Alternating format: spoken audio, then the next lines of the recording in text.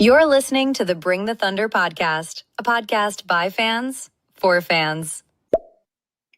Yes, you are, ladies and gentlemen. Welcome to the post-game show from the Bring the Thunder podcast, where we just watched OKC tie the best 25-game record in NBA history, tying the 2015-2016 Warriors, who also started 24-1, as OKC blows out Phoenix 138-89.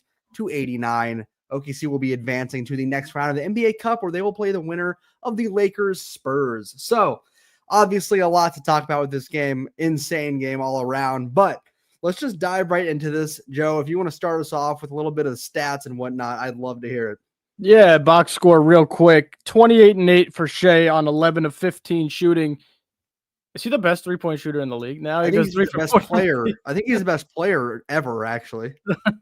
He goes for 3 for 4 from deep, 2 steals and a block, of course. Chet Holmgren, 24 points, 8 rebounds, 3 blocks tonight. His rim protection was outstanding. J-Dub goes for 15, 5, and 5, and the rest kind of just filed in through. Lou Dort, 12 points, 4 threes. A couple threes that might have hit my great-grandma on the way up there. They were so high. A couple more bright spots in the end of the game. Jang and Carlson go for 11 each, and they were putting on an all-star show at the end there. It seemed goodness. Like. For the Suns, really quick, Dylan Brooks goes 16 points, 4 for 16 from the field. He sucked. And Grayson Allen goes for 10 points and 1 ejection. So it was really all OKC tonight. Outstanding game. Gabe and I did the preview earlier this morning, and, thinking maybe Devin Booker was going to play. Obviously he didn't, but 14.5 seemed like a lot of points, and Gabe, it just wasn't enough. No, we mentioned multiple times in our preview that if Booker plays is the big question, just not a very good line. But then we talked about if he doesn't play, how that line is a lot more interesting, but that the Suns are still a tough team all around. Not tonight. They were not a tough team tonight. They could not hang with us tonight. However, I will say it's pretty crazy when a team shoots 55% from three. We were absolutely lights out tonight. 22 for 40 from the three-point line is ridiculous. Dare I say this was one of the most fun games to watch this season, despite being a blowout. I mean, every part of this game was fun. I, out of my seat, running around my apartment at the J. Will no-look lob to Brandon Carlson. That was one of the greatest things I've ever seen in my entire life. But just a crazy game. I mean, dominance. Indie Sports Fan here says, holy poop, Thunder won again. Meanwhile, I'm researching how to donate my Achilles to Halliburton and Daniel Jones. Yes, Indie Sports Fan, I'm sorry. But hey, you got Philip. That's something. Philip's That's a dog. What a run. What a run. We're about to see some historic stuff. But back to basketball here for us. I mean, just a fun game, just all around dominance in every way. I mean, we mentioned it. Granted, unfortunate for the Suns, no Booker. That's unfortunate. Obviously, right away it's going to be a tough game, but it wasn't even the fact that they were not playing hard or anything. It was, I said this early in our group chat. It felt like we were playing on 60% effort the first half, and we were winning really easily. So it's just kind of crazy how smoothly this game of basketball flows for this team, because there are things when they're connecting that are just ridiculous. And Joe, you had said this earlier, and you said it sounded dumb, but it really doesn't. Joe, you mentioned that when Chet is hitting his threes, he's an incredibly good player. That's not a dumb statement, because it's true, because he's not always hitting his threes. He's a consistent shooter, but tonight, 4 for 4 from three-point line. That first three he put up, that was the quickest release I've ever seen from him. Yeah, he looks real confident. You guys know me. You know how many times I like to say the word confident and Chet Holmgren in the same sentence, because that's what happens when he plays good, is his confidence skyrockets and he plays like a certified all-star. Yeah, absolutely. He looked really confident, really smooth out there. You said the first three. I think all of them looked really good. Even his last one, it was a catch and shoot three, just no hesitation, one smooth motion, looked amazing, nothing but net. But that was really OKC all night. Everybody was making their shots. I did want to point out, we're talking about, Devin Booker didn't play tonight. He didn't, but OKC still won by 49 points at home. It's easy to slack off, but SGA said in his post game, money's involved, so they're going to get to it. And I do also want to point out that this Suns team, without Devin Booker, just beat the Minnesota Timberwolves. They lost to Houston, but they beat the shit out of the Lakers in Los Angeles, and they're currently the 2 seed without without Booker. Booker Yeah. got injured in that game early on, like super early, played like 8 minutes. So this is a good win for OKC, like a really impressive one at Yes. that. It seems when teams beat us, and only, that's only happened once, but if teams play it hard, I should say, OKC sees them a second time and they want to bury them. Bury Yeah. them. Yeah, absolutely. And Joe, here's I can't even fathom this, but this is without our starting center and our best 3-point shooter. Neither Isaiah Joe nor Isaiah Hartenstein played tonight. Right. That is ridiculous. I mean, that is insane. We're missing, and we did a video recently. If you guys, once again, if you guys check out our members only stuff, we'd love to give you guys more thoughts. As we did a dive into Hartenstein, and we talked about how much he affects this team outside of just getting rebounds. And I mean, it is like massive how much he affects our winning. And we don't have him right now. We don't have Isaiah Joe, who single-handedly boosted our 3-point percentage this season. And tonight we shot 55% from three without our best 3-point shooter. And we out-rebounded the Suns, who are a notoriously big team. They have big centers. Out-rebounded them without our best rebounder. That is ridiculous. That's a great comment right there, saying you have 3 capable teams in one team. I remember thinking that tonight in that fourth quarter, being like, this is our third strings in right now, and they're dog walking the Suns bench. Like, once again, that sounds like I'm just calling out the Suns, but that's exactly what was happening. I mean, and that kind of leads me to wanting to shout out someone very particularly, and that was Usman. Usman was just incredible. And we got a comment here from Remix Vlog saying the Hartenstein video was fire. I wish the Knicks still had him. Thank you, Remix. We love the comment. We love doing that kind of video. Diving into Hart was really, really fun. The story he's had from the G League to the Clippers to the Knicks to the Rockets, jumping all over the place, the Nuggets, crazy. But I'm so glad he's got a spot at home here, and OKC fans love him to death. But yeah, I want to talk about the fourth quarter and shout out Usman. Wow, the type of basketball he was playing tonight. Yeah. We've talked about Usman being a project player for so long, and we kind of got to the point where we were like, all right, you can only have a project for so many years until you need to see improvement. This was improvement. This I've not seen him play at this confidence in a very long time. And it wasn't just putting up crazy. I mean, the last 3 he hit, that was insane. That there might have been a little bit of a lucky bounce to that, but at that point, it's not luck. He's confident. Let him pull it. All right, we might have to calm down that guy in the chat. Anyway, the things I wanted to go over quickly here are the 3 things that we were pointing out in the pregame that could have given OKC a little bit of trouble. One was the rebounding of Mark Williams and the physicality. Cleared that right away. No problem there at all. One was the Phoenix Suns having guys who like to come into OKC and shoot the ball well. They shot 32%. OKC shot 55% from deep. And then the other one was just the free throws. And OKC only got to the line, shot 13 free throws tonight. They made 12 of them. So everything tonight was just unbelievable. 7 blocks to 2. Rebounds were 43 to everything. You couldn't ask for a better game out of every single player on this team. The only one, actually, I'm not going to do that yet. I'll get to that later. But I do want to go break down SGA tonight. Some of the passes that he was making to his teammates while they were triple teaming him were super impressive. Like, he looks like one of the best playmakers in the league right now, alongside the best scorer. Right. How do you stop him, Gabe? Because I don't know. I don't think anyone can. If he's shooting like this from 3-point, there is no such thing as stopping him. Like, there is no stopping him. And for everybody that's going to, continue to call Shea a free throw merchant, 3 free throws tonight. Like, he doesn't need free throws. I don't know how many times that needs to be reiterated, but he does not need free throws. Shea is a multi-level scorer. He is a 3-level scorer. And tonight, I mean, the 3, I believe it was his second 3. It was a good 3 feet behind the 3-point line. Yep. Fully confident pulling that. Right. You can't guard a player like this. He's making catch and shoot corner threes. That's something he wasn't doing. He wasn't a catch and shoot guy, and he never shoots corner threes. And he's doing it now, and he's just adding to his offensive game. The funniest thing, one of our members, is in the chat, and it's like he read my mind, because I was going to mention this.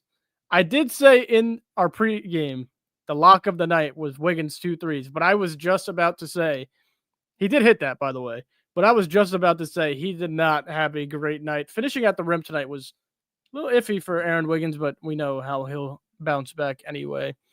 We'll get to this comment later, but back to the game for now. Another thing that impressed me tonight was winning the first quarter by 15. Like right away, game was over, but they kept going. Won the second quarter by 11, won the third quarter by 12, won the fourth quarter by 11. I mean, this is gonna be we're gonna have the best point differential ever if our fourth string guys could put on a performance like they did tonight. Because normally we end up losing the fourth quarters when all of our starters are out, and then they get the 30-point lead becomes a 22-point win. Tonight, the 30-point lead became a 50-point win. I mean, what are you gonna do? It's Gonna do? I'm out of like I'm out of just answers in here. awe, just in awe, really. Yeah. It's hard to compare. I mean, part of me wants to say that it's hard to make these comments when we're talking about a team that was missing Booker, but then you bring up all that stuff we were talking about earlier where they've been winning games. Like, this isn't a team to laugh at, and it's also not like we pulled off some insane win either, but this is a statement. Like, this is we just beat the brakes off a team that's been competitive. Like, at the bare minimum, they have put up good games against good teams. Maybe not like winning all the time. You can't expect this team to win everything, but you know for a fact that they're going to compete, and they tried to compete tonight. Like, that's the thing. It's not like they gave up or they weren't trying as hard. They were trying, but you cannot beat a team that, one, is this dominant at home, especially. Our home crowd is crazy, but you cannot beat a team that's that dominant at home. Two, you can't stop a team that's got a player like Shea on his team who just, no matter what, he gets to his spots and he's going to put his shots up. Whether they're falling or not, that's not the question, because 95% of the time the shots are falling. But Right. The crazy thing is, when you look at the guys around him, you have a 7'1" glass cleaning center who's hitting 4 for 4 from his threes. Like, that is unstoppable. And then you have a guy in J-Dub who only had 15, but willingly only had 15. He didn't need more than 15. Right. The rest of the team was scoring. So, like, there isn't much to say other than, like, the NBA is relying on OKC slowing down and OKC relaxing. That's it. That's what is stopping. That's what is in between us running it back and having a rough season drop off. Is, will we at any point fall off? It's not going to be what team's going to get strong enough to stop us. It's not going to be what team is our kryptonite. It's going to be, at what point does OKC hurt themselves? And right now, they're not going to. There is no sign that they're going to. Yeah, and you could clearly see what the difference was tonight. And it's kind of tonight made it obvious for most teams because Phoenix is a solid team. Even without Booker, they play hard, like you said. In the first game when we won by 4, they were making their threes.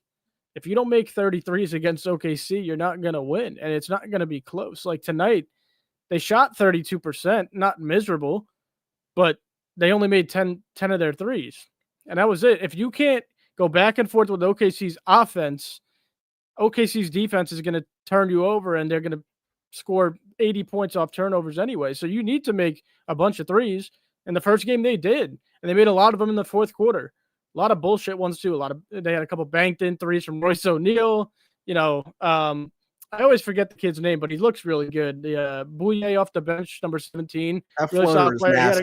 nasty. He had a really good game for them in the first game as well.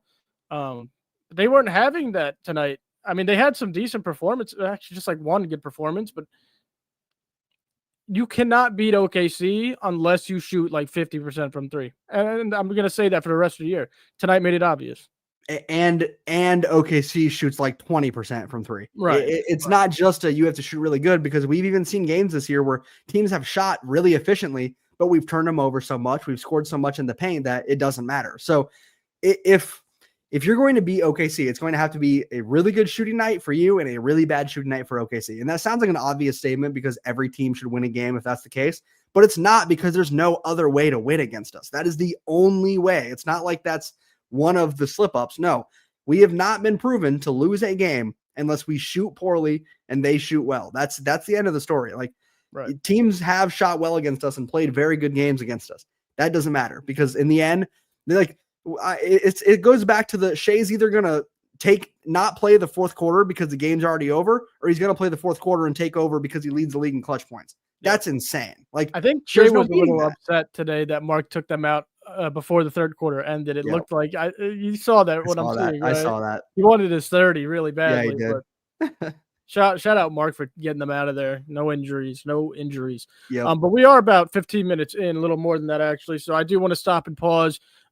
Thanks to everybody in the chat right now, but especially our members that have joined our premium subscriptions on the channel. If you guys haven't done so already, go check out our premium subscriptions on our YouTube channel. We offer so many perks to our members. We create the best content possible and would want. So go check out what our offers are. Get back to us. And now I do want to say, well, I do want to go to a different segment tonight. And it's the first time we're going to do this segment. Oh, yeah.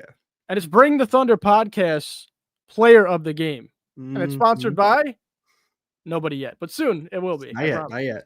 But tonight, Chet Holmgren, 24 points in 25 minutes, 8 rebounds, 9 of 13 shooting, 4 of 4 from deep, 2 of 3 from the line, 3 blocks, and a plus 33. Yep. It doesn't get much better than that, Gabe. And what we're seeing from Chet over the last couple weeks or so is offensive masterclasses. And his defense is picking up 2 under the rim.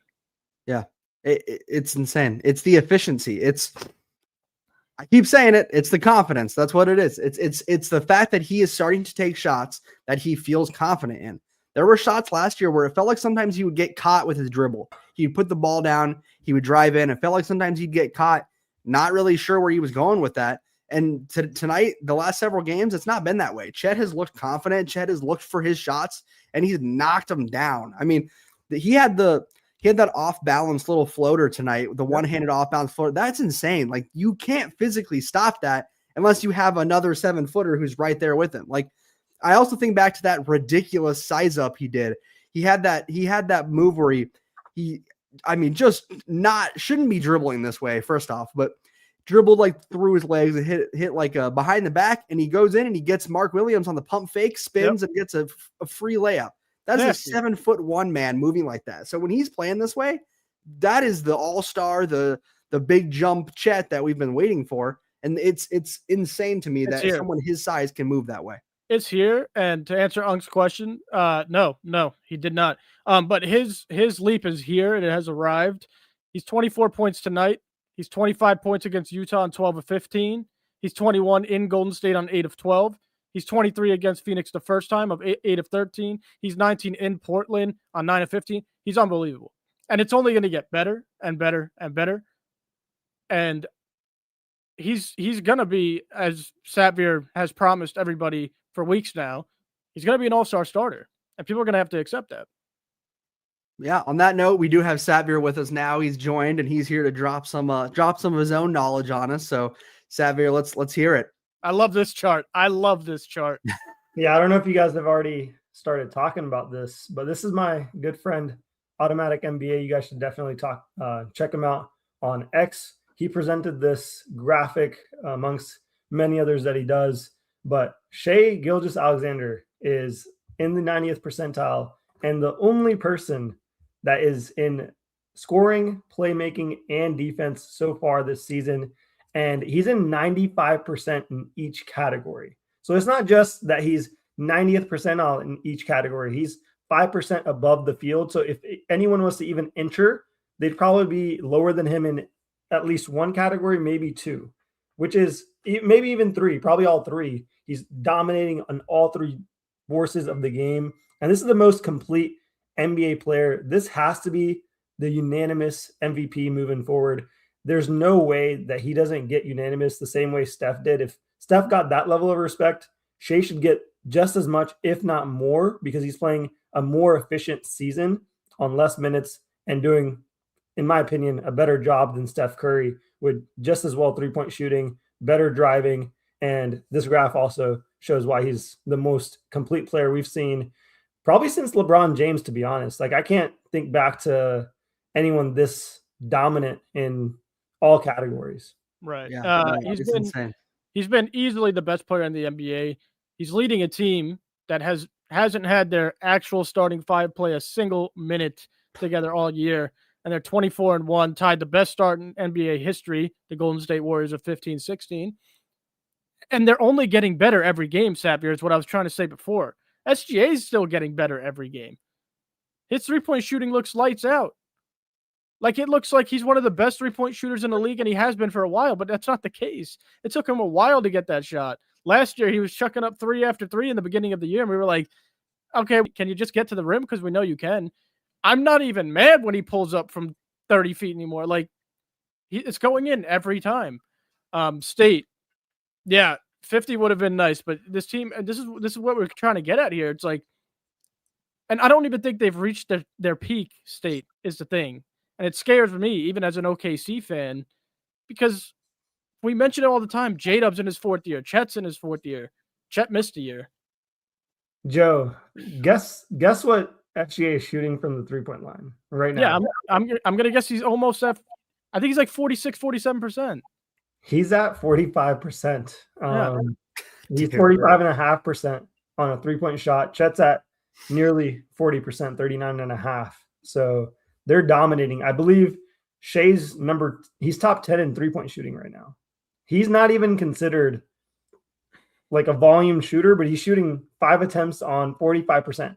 I don't even think we would have guessed this level of progression. We've seen so many tweets and videos made about his progression, but like no one would have guessed he was at this point this early. I was thinking about this 3-4 years down the line, maybe when he's age 31, 32, and hitting that secondary prime when he needs to slow down his game, focus on the 3-point shot. He's doing it in his absolute prime. That's why I say he's the most complete player since LeBron James, if not more, because even LeBron didn't have his shot catch up to him until late in his career after winning that Lakers ring. This is crazy. This is crazy to me. I don't know. No, it's unbelievable, and I want to carry off that, but quickly I do want to say shout out State for the dono, brother. Really appreciate it. But Sappi, I'm going to carry off. Yeah, Sappi, I'm going to carry off of that, man, because it's last year. Okay, we won the championship, but if you wanted to pick one problem with OKC throughout the playoffs, they couldn't shoot a lick from the 3-point line. Most games, and if they did, they blew out teams. SGA is a shooter now. Lou Dort shot 40% last year. He's been rocky to start, but he had a really good night shooting tonight, 4 threes. J-Dub, we know he's been improving his jump shot. And when he gets fully healthy and back into the swing of things, he's going to be shooting the ball as well. Chet Holmgren is now shooting 40%. Isaiah Joe's shooting 90%. Not actually, but you know where I'm getting here. Feels like it. Alex Caruso stepping into the game, shooting 1 3 and knocking it down. Aaron Wiggins is making 2 threes every game. How you beat them? If this team unlocks a consistent 3-point ball, we are winning the next 3 rings. Like it's insane how that single thing. I mean, this is going to sound really stupid, but obviously 3s are more than 2. So when you're a team that can knock down your 3s, that is a big advantage. And obviously I don't want to become a team that just shot chucks 3s, which I don't think we would. But my point is, if we get that consistent 3 ball, you will not beat this team unless they have injuries. That is it. That will turn this team into the most dominant team that this NBA league has ever seen. If this team can start hitting their 3s consistently.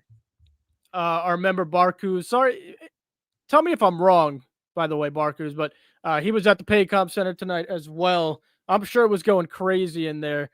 State also mentioned the Suns looked overwhelmed. I mean, how couldn't you? Oh, absolutely. State, can I mention a stat for him?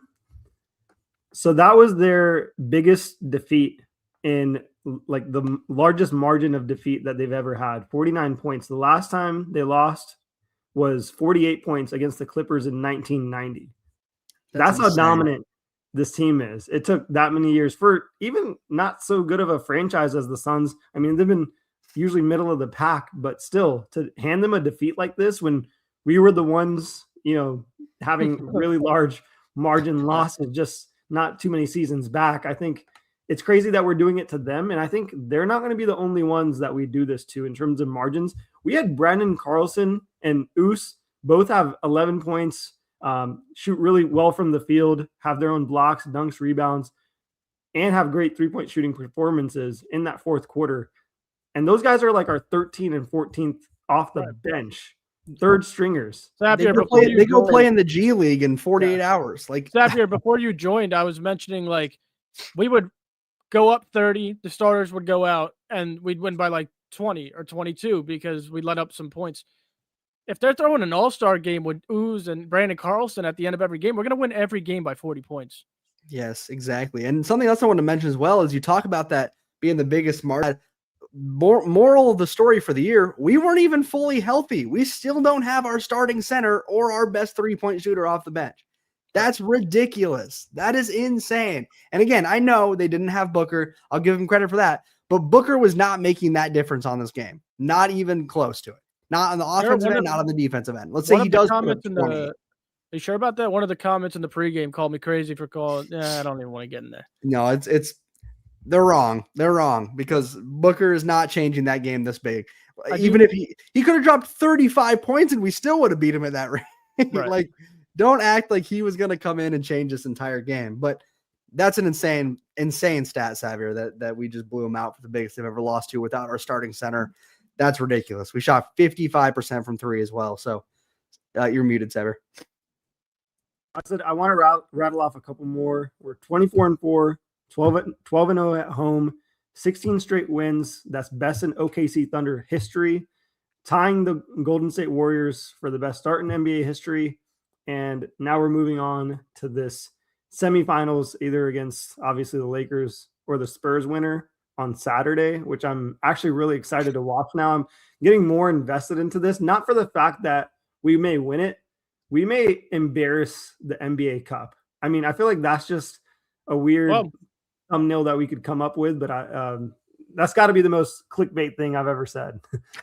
Yeah, well, it's interesting. I mean, we'll preview a little bit later, but assuming the Lakers beat the Spurs without Wemby tonight, it's going to be a lot of hype around that game. State, 15-point spread. Yeah, when we did our pregame, we were under the assumption that Booker might play, and we warned, like, Phoenix played us really hard the first time. 15 seemed like a lot of points. It was not. No, not indeed. But yeah, guys, Xavier, do you have our segment tonight or? Yeah, I can cook something up for us. All right, we'll give you a couple minutes. Well, in those couple minutes, let's go back and let's answer that. There was a comment earlier about favorite OKC or favorite Supersonics player. Find that comment again. I think we should. We can take some time to throw that around while Xavier's cooking something up. I'm sure he'll have some elite stat for us. There we go. Dak Daddy. Thank you, Dak Daddy. Thank you. So, favorite Supersonic / Thunder player. I mean, it's easy just to go straight into Russell Westbrook for me. If I'm not counting Russ, because again, that's kind of like almost like a default answer. You know, like if you don't say Russ, that's an interesting choice. If you don't say Russ, I don't know. That's a tough one. Somebody might be winning me over. Russ. I'm not gonna lie. Oh no, Russ. No one's gonna. I don't think Russ will ever be dethroned for me. I'm gonna go for now. I'm gonna go with. I'll go with J-Dub. Shea's done more for me, obviously, as a fan, but just the way J-Dub is on and off the court, what he brings to the court when he reminds me of Shea, he reminds me of Russ. It's the emotions. It's just the way he gets me hyped in the game that I lose it for. Yeah, for me, really quickly, Indy goes Nick Collison. Hell yeah, Indy. Good choice. I'm going with SGA, fellas. Behind Russ, though. I think I'm going with SGA, fellas. He is winning me over. What he's doing for this team, what he's doing for this city right now is just we have never reached this peak. And I'm going to ride high until it dies right now. So give me SGA for now. Just for that, Joe, I'm going to piss you off. Paul George is really high up there too. Love Paul George when he played for the Thunder. I had his jersey. I have a printed photo of Paul George on the Thunder. God, I love Paul George. We got hell yeah, fellas. Our chat knows ball, by the way. Our chat really knows ball. That's incredible. And really quick, Mike B. Also, we didn't touch on this really fast. We're going to touch on it before we go to Sapier's quarter. Kaysen did pick up. He got stunned on a screen by Mark Williams. Yep. If anything, he might be concussed, which is never good. But it's nothing that's going to take him out for too long. Yeah. Other injury. Hell yeah. He'll get reevaluated. Right. He should be good by Saturday, if anything. I did look at the report on that. I'm going to just do a quick evaluation on him. All right. We're going to go towards the All-Star Western Conference starters for this start bench cut. I don't think I'm going to relate it to the Suns. They got beat too bad to even get a segment in this. But we're going to do a start bench cut between a couple of these reserves. We got Chet Holmgren. We have Alperen Sengun. And the third player I'm going to choose, I'm deciding between a couple guys that I think are going to make it here. I think I'm going to go with Denny Avdia because I think these three guys are in the same realm. And I think it'll be fun to choose between these three guys. So what do you guys think in the comments below? Start, bench, cut, Şengün, Chet, and Avdia. I feel like they're all in the, I like that. Joe, I got my answer. If you're still thinking. off, then. All right, I'm going to start with my. I'll go straight to the start. I'm starting Chet. He's the one of the three that's got the elite defense as well. It's not just the offense. The other two are great playmakers. Chet also can playmate quite well. So I'm definitely starting Chet. I think that's the easiest option of that. Then I'm going to go bench Şengün. I'm benching Goon. You heard it here. I'm benching Goon, as Indy says. I'm also doing that. He then says he's cutting the guy he's never heard of. That's crazy. I am cutting Denny Avdia, unfortunately. I really like Denny. I really like his game. I do think his numbers are looking really good because he's on a team that's not exactly the greatest, which is crazy to say that because they're the team that beat us. But yeah, start Chet, bench Şengün, and cutting Avdia. Yeah, I like it. Oh man, I feel like we're gonna have Rockets fans all up. Yeah, so here's the problem. Please. Here's the problem. The last time, I don't even want to say it, because the last time I said anything wrong about Denny Avdia, I got swarmed, and all I said was he's overrated in the sense where I don't think he could take his team to a championship, and I got swarmed for that. That's crazy that that's swarmed. That's I facts, by the way. I was so confused. I was so confused. I was like, yo, I didn't call him ass, but he ain't ass. He's good. Yeah, he's solid. Damn, but I'll cut him. Give me Chet starting. Give me Chet starting and give me Şengün off the bench. I like Chet's defense more than Şengün's. Obviously, we saw that defense is winning a winning formula in the NBA right now. But Şengün's absolutely amazing. Like he's on the come up. He's a beast. There's a reason they call him Baby Jokic. He's a beast. Yeah. I'm not going to just talk about Chet's defense for him starting for us, all three of us. Break it down. The differential between Şengün and Chet was missing that handle, and he's got that now, so he's able to self-create for himself anytime he wants. So he's right there on par from an offensive standpoint. He can have just as many moves. He's got a deep bag. He's always in the gym. So from that standpoint, he's fantastic. Obviously, the better defender. But the place where really Chet wins you over is that three-point shooting. He's just a little bit more of a consistent three-point threat, in my opinion. And he's a little bit more mobile. He's not as bulky.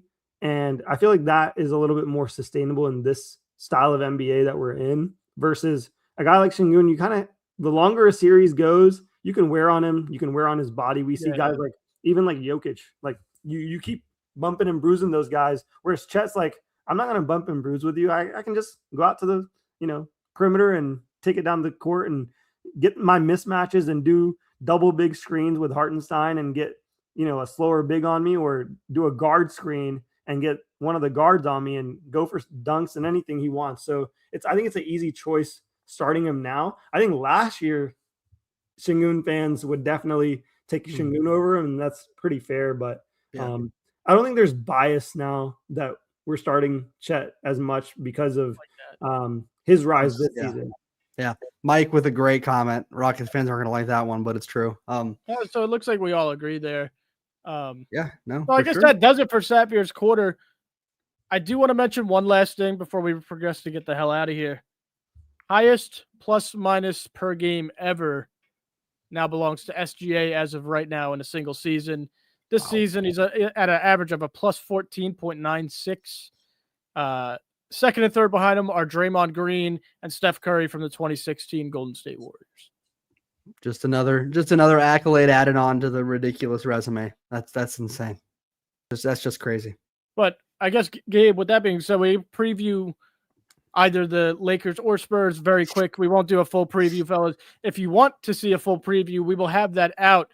When do we play them? Saturday? No, I'm sorry.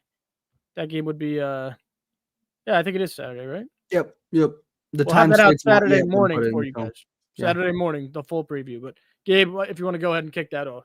Yeah, I mean, assuming Lakers win tonight, since Spurs are a little injury prone right now, it'll be a good game. Lakers always, Lakers are a good team. Like, I'm not gonna lie. I know their fans like to get under our skin, but I'm not gonna lie. They're a very good team. Luka's an incredible player. I hope it's a good game. I do. I I don't think it's going to be like this. I don't think we're going to get some crazy blowout. I do think it'll be a good game. I think Shea plays the fourth quarter, and I think he goes off in the fourth quarter, and we end up winning by double digits. Zapier. Man. Prediction-wise, we probably end up playing the Lakers, if anything, and I think it'll be a closer game than we may suspect with the injuries, man. I don't know what's happening with Kaysen. I don't know who's going to be actually on the floor with kind of the turnaround that we have. We also have a game the night before that, so it's just a really quick turnaround for a game that they may not care too much to win, to be honest, and we have a lot of injuries, and so I'm not sure. And also the Lakers just end up always getting more foul calls than us and everything else like that. So I'm putting that into account where. Yeah, Mike knows a thing or two about that in the chat, doesn't he? Yeah, exactly. But I mean, yeah, I could agree with you. I think if Kaysen's not playing, it's going to be a high scoring game. OKC beat the bricks out of them at home. 30-point win the first time they saw him. Obviously, I expect Luka and them to play a little bit better. But having LeBron back, I think we should score at least 20 more points than what we did in the last game. He's miserable on defense. Him, Luka, Reeves as a combo on starting three is one of the worst defensive groups I've seen in the league. And I'm being dead serious. When LeBron plays, he always has the lowest plus minus on the whole team. He's not good anymore. It's not that he's not good anymore. He's just not effective on both sides of the ball. And we saw that in the playoffs. We saw that in the playoffs. So I think I'm going to agree with Unc. We'll see what the spread is by the time the game starts. But I do want to say, for LeBron's sake, he is going to wake up for this game. He knows how good we are. I think can't compete. He's going to try to make a statement. And he is one thing he's able to do, no matter what age he's at. He's able to control the game. He just knows all our plays. He knows what to do. He's a genius. Yeah, he's a genius on the court. And I think that's one thing. Anytime I'm playing against LeBron, you always overthink. I'm sure even Mark Dagnall's thinking about what LeBron is going to be setting for plays, for defenses, everything else like that, because he just knows so much about every single player profile, every single play. That just gives you such an edge where even if you're down 20, a guy like that can turn a game really quickly just by starting to communicate a little bit more, pick up his energy. We see him do that in the third quarters where he gets upset at a fan, someone taunts him or whatever, and then the team starts going on a run. And that's what I'm thinking of when I think of LeBron, no matter his age, right? Even if he's not doing good on the plus minus, it doesn't even matter, honestly. To be honest, with guys like him, I throw the stats out of the window when you're that smart. That's fair. I do want to get the remix. I will get to that if they play in the Cup Championship or the first time we see them in the regular season. I promise it'll be a great one. Finals preview. Yeah, there we go. Hopefully. All right. Well, I think we will go ahead and wrap it up here. Thank you guys for all the comments. We love talking with you guys after all these games. Really good turnout as always. It's always a good time. Indy is the best. He's the best. Shout out to Indy Sports Fun, man. That's awesome, Indy. I hope it's good, man. But thank you guys for sure. We really appreciate it. Please, if you guys get the chance, go check out some of our other content on YouTube. Check out our exclusive memberships. We're trying to turn out the best content we possibly can for you guys. But like I've been saying recently, if you can't afford it, we understand. We don't need you wasting money if you guys don't want to. But we promise you, we are making good stuff for both exclusive and non-exclusive. So either way, thank you guys for your support. We really appreciate it. Joe, send us home. Yeah, Indy, I love that, by the way. Great shout. Yeah, I mean, check out all of our members-only videos. We've been putting out so many. You guys could binge them if you want. You can go on a Bring the Thunder binge. And yeah, it's not a waste. We put a lot of hard work into it. We provide the best podcast, OKC Thunder podcast content for you guys and for you guys specifically. We appreciate every single one of you, and you guys mean the world to us. And I think Indy's ready for it. Indy, I don't know what you're talking about, though. You're kind of confusing me. Gabe, just going to end up here. Thunder!